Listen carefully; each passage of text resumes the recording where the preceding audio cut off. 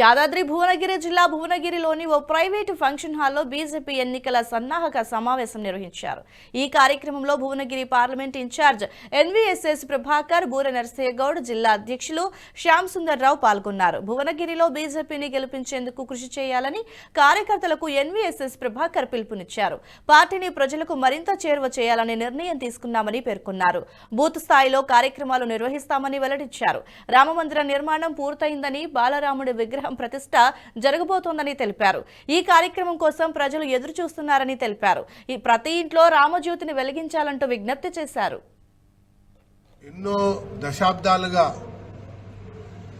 ఈ భారత పౌరులందరూ ఎదురు చూస్తున్నటువంటి దివ్యమైనటువంటి భవ్యమైనటువంటి రామ మందిర నిర్మాణం పూర్తి కావటం, ఆ యొక్క మందిరంలో బాలరాముడి యొక్క ప్రతిష్టాపన కార్యక్రమం జరగబోతున్నటువంటి తరుణంలో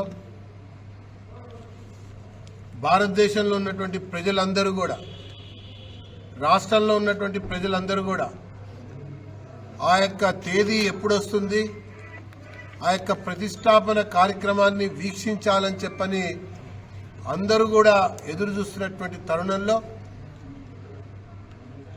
ప్రజల యొక్క భాగస్వామ్యం దీంట్లో విరివిగా ఉండాలన్నటువంటి ఆలోచనతో భారత ప్రధానమంత్రి గారు ప్రతి ఇంట్లో కూడా మరి రామజ్యోతిని వెలిగించాలని చెప్పని పిలుపుని ఇచ్చారు.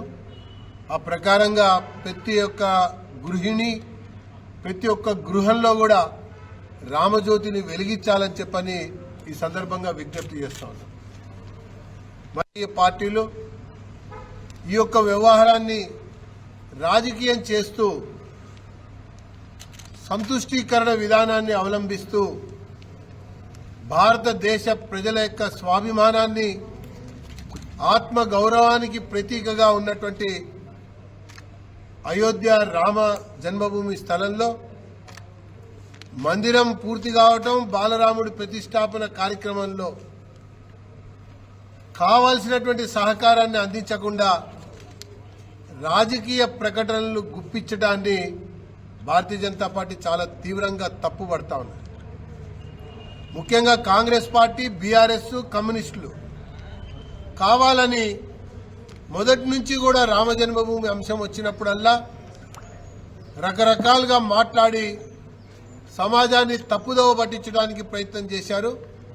ఇప్పటికే ఏకాకులైనటువంటి ఈ శక్తులు అన్నీ కూడా ఒక వేదిక మీదకి వచ్చి మళ్లీ విమర్శించాలని ప్రయత్నం చేయడాన్ని కూడా భారతీయ జనతా పార్టీ తప్పుపడుతూ ఇప్పటికైనా దేశ ప్రజల యొక్క మనోభావాలకు సంబంధించినటువంటి విషయంలో ఆటలు ఆడద్దు అని తెలియజేస్తా ఉన్నాం.